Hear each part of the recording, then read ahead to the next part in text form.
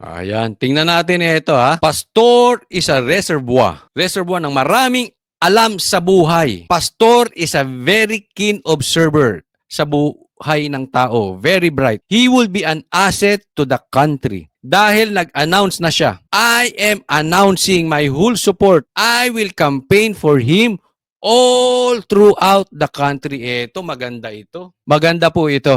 Samahan po natin ha. Antayin natin, malay ninyo. Payagan mangampanya si Pastor Kibuloy sa buong bansa. Alam mo, totoo ito eh. Itong sinabi ni PRRD, ni Tatay Digong about Pastor Kibuloy. Observer siya talaga. Ako, maganda ang tingin ko sa mga taong observer. Yung hindi yung minsan bida-bida lagi sa isang senaryo, sa isang halimbawa, may grupo nagsama-sama, meron diyang bida-bida, meron diyang observer lang, tahimik lang.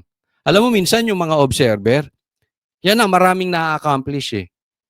Kasi tinitingnan muna nila ano ba yung mga pinag-uusapan. Tapos tahimik lang sila. Pero deep inside, gumagawa na ng plano. Tapos makikita mo, tapos na yung plano, nagawa na.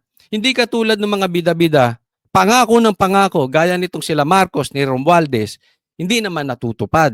'Di ba? Magbibida-bida. Si Pastor Kibuloy hindi. Nakita ba natin kung paano nagawa itong kingdom? Paano niya napalinis yon? Nagulat na lang tayo, nandiyan na. Nailathala lang naman yan dahil pinasok ng mga pulis tore. Diba? Pero kitang-kita nyo, ang dami niyang nagawa. Eto ha, maniwala na po kayo please kay PRRD. Dati sinabi ni PRRD, merong bangag na nagdodroga sa yate, hindi po kayo naniwala. May nagdodroga sa private jet. Maraming hindi naniwala, including mga DDS. Tapos na po yun. Hindi ko po kayo sinisisi kung kayo po ay yung mga nabudol. Ako lang po ay nagpapaalala sa taong bayan. Ito na naman po si PRRD nagsasalita. Sana naman this time, maniwala na po tayo kay PRRD. Hindi katulad dati, maraming hindi naniwala at bumoto pa rin ng mali. Ito may sinasabi si PRRD, he would be an asset to the country. Maniwala tayo kay PRRD. Sa katunayan, we are badly in need of Pastor Kibuloy. Hindi tayo kailangan ni Pastor Kibuloy. We need Pastor Kibuloy. We really badly need Pastor Kibuloy. So please lang, panawagan sa buong Pilipinas, makinig tayo kay Tatay Digong. I am announcing my whole support. I will campaign for him all throughout the country. Sana po, tulungan natin si Pastor Kibuloy. Kailangan natin si Pastor Kibuloy.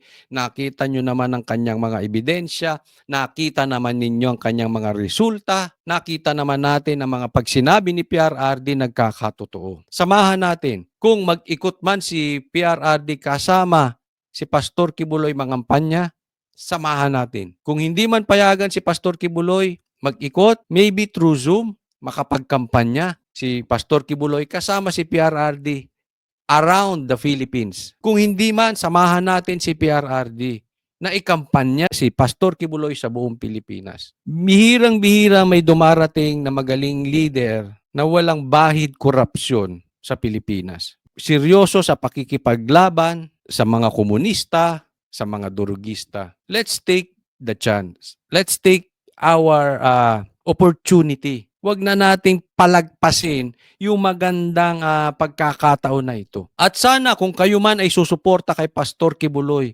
huwag po nating kalimutan ikampanya rin natin sa inyong mga kaibigan, kaklase, kanegosyo, kapitbahay, kagrupo, lahat po kampanya natin. Dahil may ebidensya po si Pastor Kibuloy at dahil nanindigan siya, hindi niya iniwan si PRRD. Pansinin nyo, ang daming bumaligtad. Iniwan si PRRD sa ngalan ng posisyon, sa ngalan ng kanilang hindi na sila habulin kung anumang meron sila, at sa ngalan ng pera, sa ngalan ng personal agenda, iniwan si PRRD. Si Pastor Kibuloy, nakita ninyo, loyal kay PRRD. Up to the point na siya ngayon ang iniipit. Yan na lang ay magandang pangitain na napakaganda talaga ng karakter ni Pastor Kibuloy. Hindi siya traidor gaya ng iba. Hindi siya traidor ng gaya ng mga trumaydor kay BP Sara. Hindi siya traidor ng mga trumaydor kay PRRD, kay Tatay Digong na pinalibing na yung tatay. Hindi po traidor si Pastor Kibuloy. Kaya sasabihin ko muli, ang dami na niyang napatunayan sa atin. Kailangan po natin si Pastor Kibuloy.